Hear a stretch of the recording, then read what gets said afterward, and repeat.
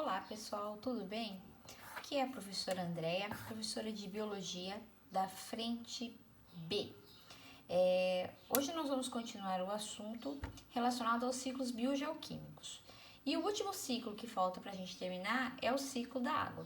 Ele é um ciclo consideravelmente simples quando comparado ao ciclo do carbono e o ciclo do nitrogênio, tá? Então vamos lá falar um pouquinho do ciclo da água.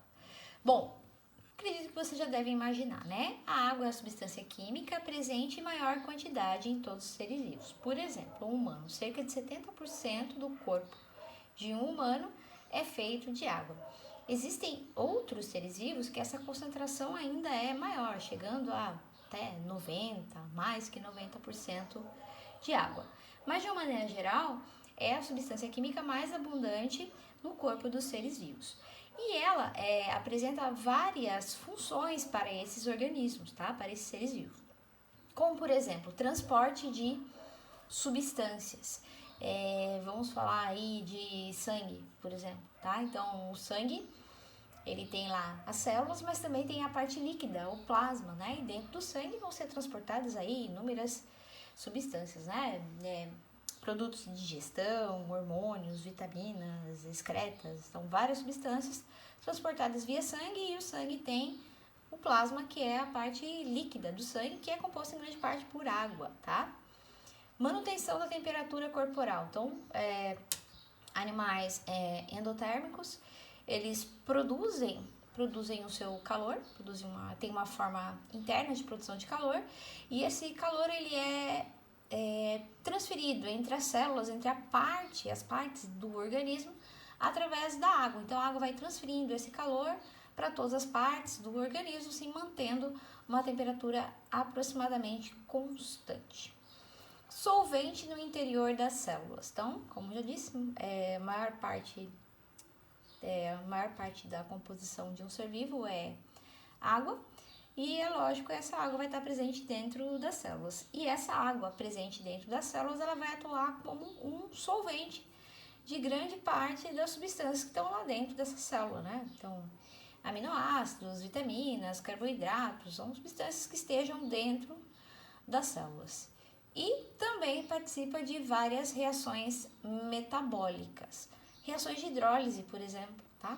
Então, reações de hidrólise. Então, uma substância entra, ela é quebrada na presença de água e resulta em alguns outros produtos. Então, grande parte das reações enzimáticas aí, elas são reações de hidrólise, então precisam da água para ocorrer, tá? Outra coisa que vocês também já devem ter ouvido falar, já devem saber, né? Então, Terra, planeta água. Então, a maior parte da superfície do nosso planeta, ela é composta por água, né? Então, aqui na apostila de vocês traz o dado aí de 71%. Então, 71% da superfície da Terra é coberta por água, e a maior parte dessa água que está na superfície do nosso planeta, ela está nos oceanos, tá? O restante dessa água, ela vai estar em rios, lagos, lençóis subterrâneos, atmosfera, vapor.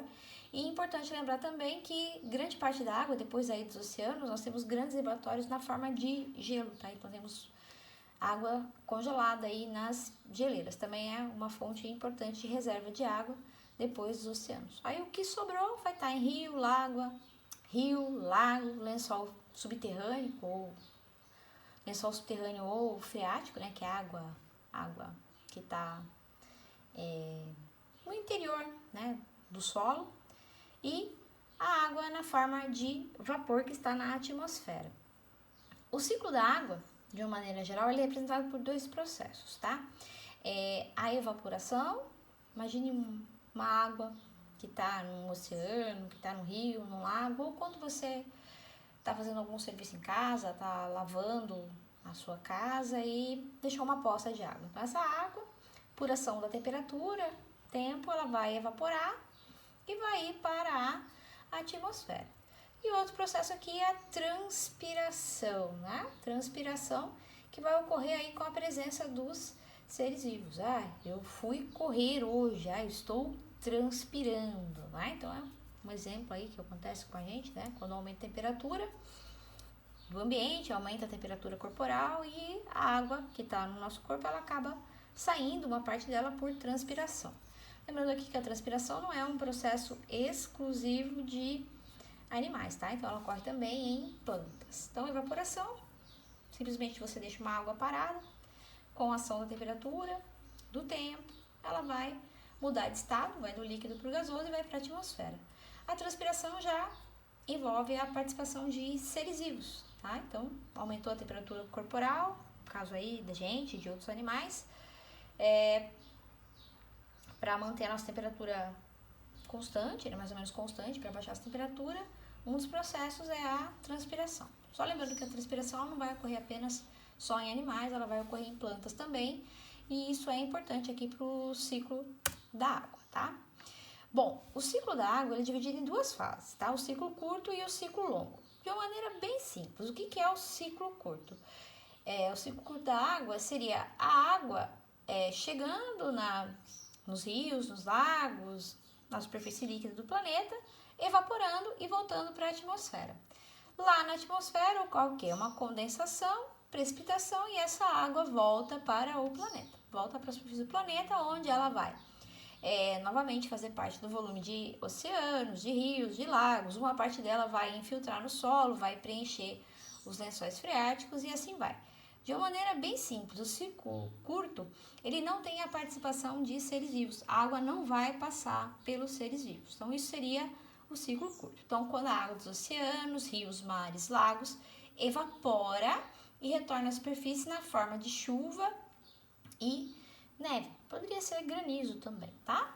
Então, essa água vai evaporar ou da superfície de um rio, de um lago, da superfície terrestre também, vai ir para a atmosfera, condensar, formando as nuvens. Das nuvens ocorre a precipitação e essa água vai voltar para a superfície do planeta na forma de chuva, né, forma líquida ou na forma sólida, forma de neve ou granizo. A partir daí, ela vai novamente recompor o volume de rios, lagos, oceanos ou vai infiltrar no solo, reabastecendo aí os lençóis subterrâneos, lençóis freáticos, tá?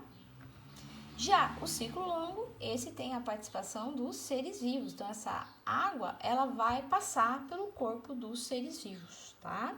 Então, quando a água passa pelo corpo dos animais, na apostila de vocês está colocado animais, mas não só os animais vão participar desse ciclo longo, tá? Então, plantas também participam desse ciclo longo. Então, eu estou colocando aqui, ó, seres vivos de um modo geral, tá? Então, o ciclo longo é quando a água passa pelo corpo de um ser vivo antes de voltar para o meio ambiente. Como isso vai acontecer? Então, imagine lá, choveu, essa chuva, ela deixou o solo úmido e vamos imaginar que esse solo úmido tem plantas, tem vegetais ali na sua superfície. O que vai acontecer?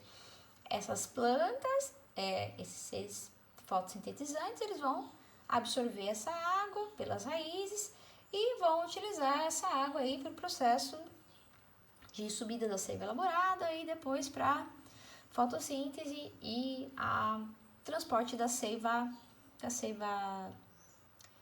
elaborada. Então, subida, seiva bruta, depois fotossíntese e depois participa também do transporte da seiva elaborada.